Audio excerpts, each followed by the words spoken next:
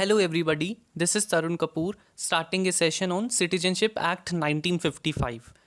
इसमें सभी अमेंडमेंट्स भी इंक्लूडेड हैं जो आज तक सिटीजनशिप एक्ट में करी गई हैं। हमने लास्ट वीडियो में कॉन्स्टिट्यूशनल प्रोविजंस डिस्कस करे थे। अब हम स्टार्ट करते हैं हमारे सेशन को। देखिए, हमने पहले ही पढ़ा था इस पार्ट को। अब हम कौन से पार्ट को पढ़ेंगे? इसको, कि पार्लियामेंट के पास आर्टिकल 11 के अंदर पावर है कि वो एक्विजिशन और लॉस ऑफ सिटीजनशिप से संबंधित प्रोविजंस को बना सकती है। ठीक है, और आर्टिकल 11 में जो ये पावर है ये कॉन्स्टिट्यूशनली ही दी गई है आर्टिकल 11 के थ्रू पार्लियामेंट को। और पार्लियामेंट इस चीज़ को किस तरीके से एक्सरसाइज करती है? पार्लियामेंट ने इसके लिए सिटीजनशिप एक्ट 1955 को बनाया है। ठीक है, अब हम सिटीजनशिप एक्ट 1955 को डिस्कस करते हैं। ये दो चीज़ों से डील करता है, acquisition of citizenship and loss of citizenship. इसमें 5 तरीके से इंडियन सिटीजनशिप को एक्वायर करा जा सकता है: by birth, by descent, by registration, by naturalisation, by incorporation of territory. Loss किस तरीके से, मतलब किसकी सिटीजनशिप नहीं रहेगी Indian citizenship, renunciation, termination and deprivation. इन सब को हम डिटेल में अब डिस्कस करते हैं। सबसे पहले एक्विजिशन को हम डिस्कस करेंगे।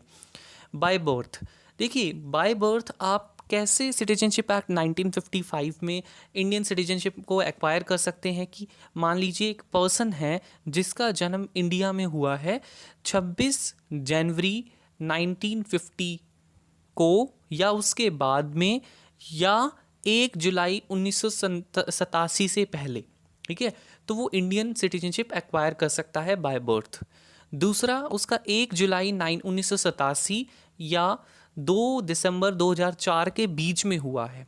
ठीक है, तो वो क्या कर सकता है, और उसका जन्म इंडिया में हुआ है और साथ साथ में उसके किसी एक पेरेंट जो है, कोई एक पेरेंट इंडियन सिटीजन हो at the time of his birth, कि जब उसका जन्म हुआ है उसके दोनों में से कोई एक पेरेंट उस समय इंडियन सिटीजन हो, तो वो इस सेकंड कंडीशन से इंडियन सिटीजनशिप एक्वायर कर सकता है और इंडियन सिटीजन कहलाया जा सकता है बाय बर्थ।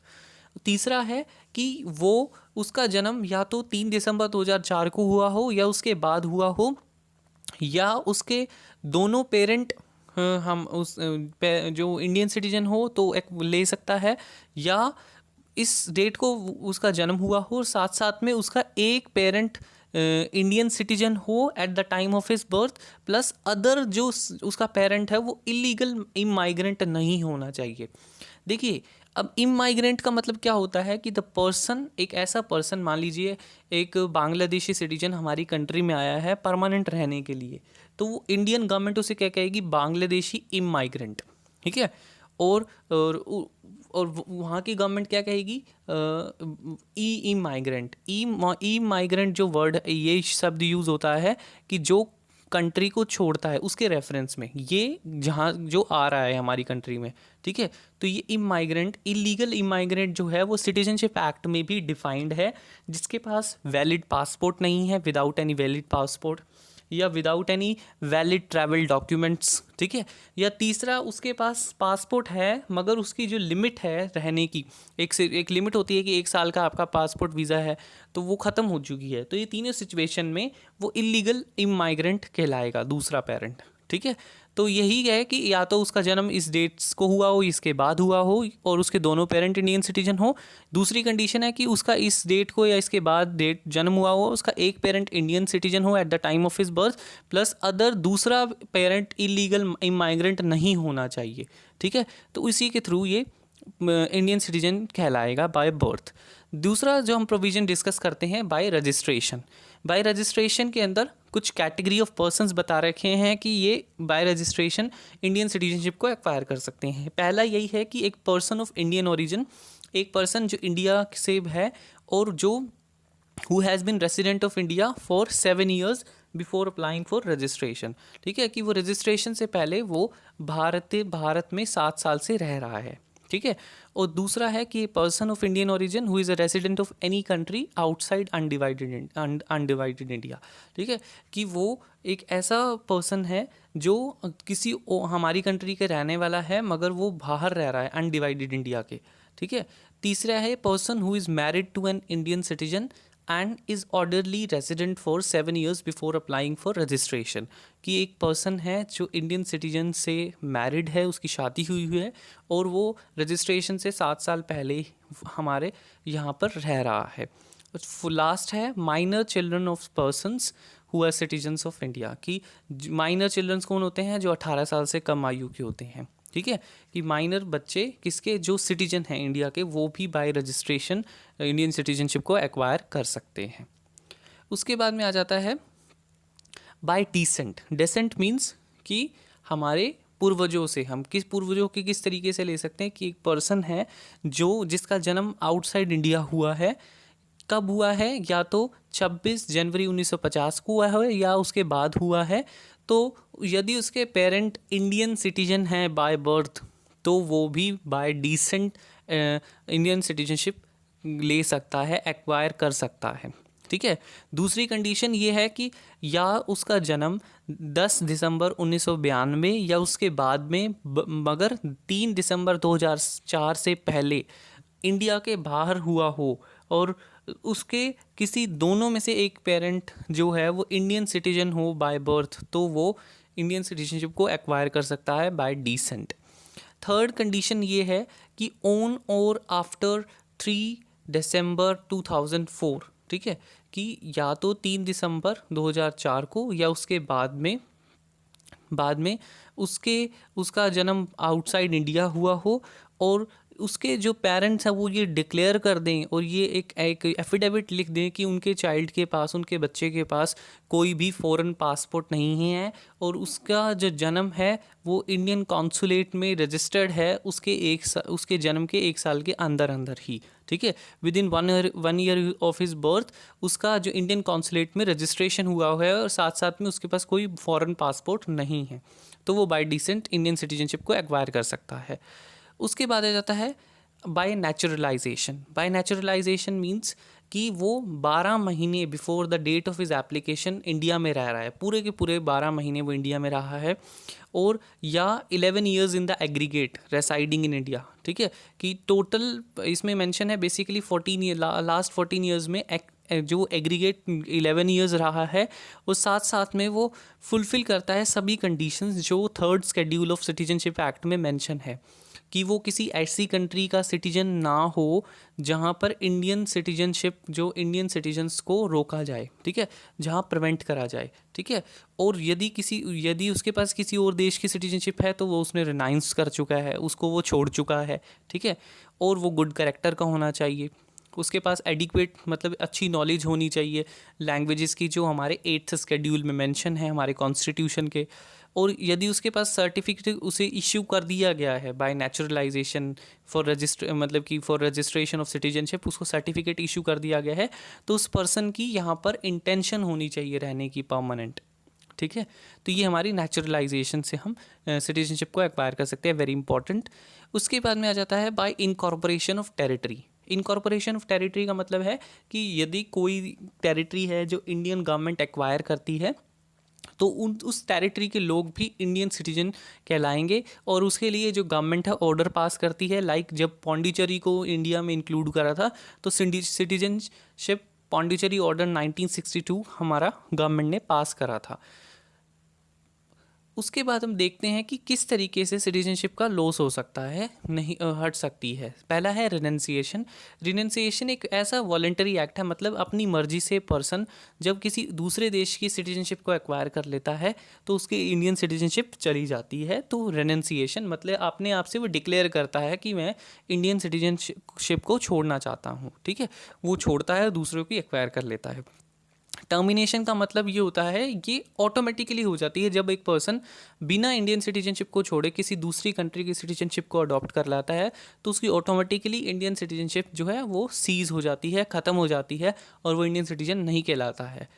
तीसरा है डेप्रीवेशन। डेप्रीवेशन तब होता है कि मान लीजिए उसने अपनी सिटीजनशिप किसी फ्रॉड से थ्रू अटेन करी हो, या उसने किसी तरह की डिसलॉयलिटी दिखाई हो अपने देश के खिलाफ।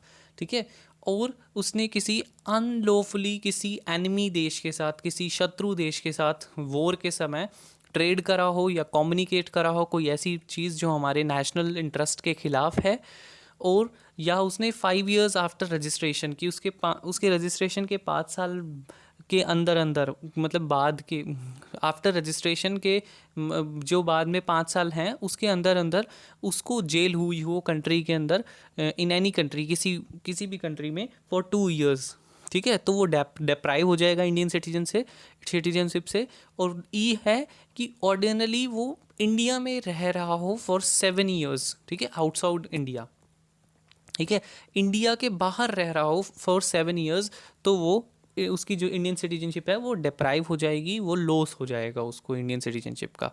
नेक्स्ट आ जाता है हमारा कि जो इम्पॉर्टेंट अमेंडमेंट्स हैं सिटीजनशिप एक्ट 1955 में।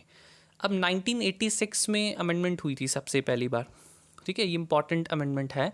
इसमें अमेंडमेंट में क्या है कि एक पर्सन है जिसका इंडिया में जन्म हुआ है और एटलीस्ट उसका वन पेरेंट इंडियन होगा तभी उसको इंडियन सिटीजनशिप मिल सकती है। मगर पहले क्या था कि सिर्फ उसका इंडिया में जन्म हुआ है तो वो इंडियन सिटीजनशिप को एक्वायर कर सकता है। मगर सिचुएशन की पॉपुलेशन को देखते हुए और अदर फैक्टर्स को देखते हुए इस प्रोविज़न को ऐड करा कि कम से कम एक पेरेंट भी इंडियन होना चाहिए तभी उसको सिटीजनशिप मिलेगी। 1992 में क्या 1992 से पहले क्या होता था कि एक पर्सन के जब फादर जो होता था ना वो इंडियन सिटीजन हो तभी उसको सिटीजनशिप दी जाती थी। तो ये जो प्रोविज़न था ये विमेंस के अगेंस्ट था, एक डिस्क्रिमिनेटरी प्रोविज़न था, इसलिए उसे अमेंड कर दिया गया। अब कोई भी पर्सन सिटीजनशिप को एक्वायर कर सकता है जब दोनों में से किसी एक पेरेंट इंडियन सिटीजन हो, ठीक है, उसके दोनों में से कोई भी एक पेरेंट इंडियन सिटीजन हो तो वो इंडियन सिटीजनशिप को ले सकता है। 2003 की अमेंडमेंट क्यों की गई? बिकॉज बंगाल से बहुत सारा इन्फिल्ट्रेशन हो रहा था, बंगाल से बहुत ज़्यादा पॉपुलेशन इंडिया में आ रही थी, तो इससे हमारे नेशनल सिक्योरिटी भी, इन्फिल्ट्रेशन का बेसिकली मतलब होता है कि हमारी कॉन्फिडेंशियल इन्फॉर्मेशन को लीक करते हैं जो पर्सन्स हमारे देश में आकर, तो उस चीज़ को रोकने के लिए इलीगल इमाइग्रेंट्स की जो डेफिनेशन है उसको ऐड करा गया, इमाइग्रेंट्स की, ठीक है, और उसको इलीगल इमाइग्रेंट्स को सिटीजनशिप लेने से रोका गया through naturalisation and registration process, ठीक है। उसके बाद 2005 में अमेंडमेंट हुई, इसके अंदर ओवरसीज सिटीजन ऑफ इंडिया से रिलेटेड अमेंडमेंट करी गई थी हमारे सिटीजनशिप एक्ट में। अब जो लास्ट अमेंडमेंट है that is citizenship amendment act 2020, जिसके अंदर हिंदू, जैन, पारसी, सिख, क्रिश्चियन जो 6 कम्युनिटीज़ हैं जो इंडिया में आए हैं फ्रॉम पाकिस्तान, बांग्लादेश एंड अफ़गानिस्तान, कब तक? 31 दिसंबर 2014 से तक उसके बाद नहीं, वो इंडियन सिटीजनशिप ले सकते हैं। जो भी पर्सन्स इंडियन सिटीजनशिप लेना चाहते हैं तो उनको एक सेल्फ डिक्लेरेशन देनी होगी, अपने आप से एक प्रमाण देना होगा कि वहाँ पर उन्हें रिलीजियस प्रोसिक्यूट करा गया था, रिलीजियस तौर पर, धार्मिक तौर के ऊपर उनके ऊपर मुकदमे चलाए गए थे, और उनको एक लीगली एक्सेप्टेबल डॉक्यूमेंट, मतलब एक लीगल डॉक्यूमेंट भी प्रोड्यूस करना पड़ेगा, दिखाना पड़ेगा कि वो इस कट ऑफ डेट से पहले, मतलब कि 31 दिसंबर 2014 से पहले इंडिया में आए थे, ठीक है, तभी उनको इंडियन सिटीजनशिप दी जाएगी। और चीज़ें हैं कि वो जो रेफ्यूजीज़ हैं, जितने भी ये जो 6 कम्युनिटीज़ के लोग हैं, उनको इंडियन सिटीजनशिप तभी दी जाएगी जब वो इंडिया में पिछले 5 साल से रह रहे हों, after staying in India for 5 years। पहले ये लिमिट कितनी थी? 11 years। और ये जो सिटीजनशिप अमेंडमेंट एक्ट है ये असम, मेघालय, मिज़ोरम एंड त्रिपुरा में नहीं एप्लीकेबल होगा, ठीक है। तो CAA will not applicable on these 4 areas. And similarly जो इनर लाइन परमिट एरियाज़ हैं, ठीक है, under Bengal eastern border regulation 1873, ये जो बंगाल ईस्टर्न बॉर्डर रेगुलेशन है ये ब्रिटिश एरा से है, ये जो रेगुलेशन है इसके अंदर कुछ जो एरियाज़ हैं जो जिसके अंदर जो दूसरे स्टेट्स के लोग हैं इंडिया के, उधर जाने के लिए उनको इनर लाइन पास लेना पड़ता है, ठीक है।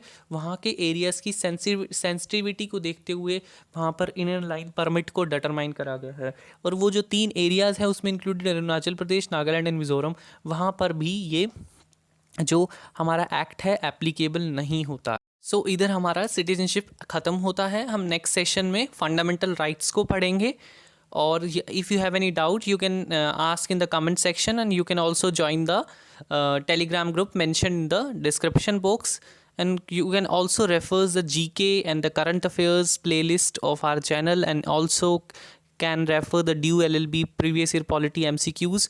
All the links are mentioned in the description box below. So thank you so much. Please subscribe my channel. So it really motivates me.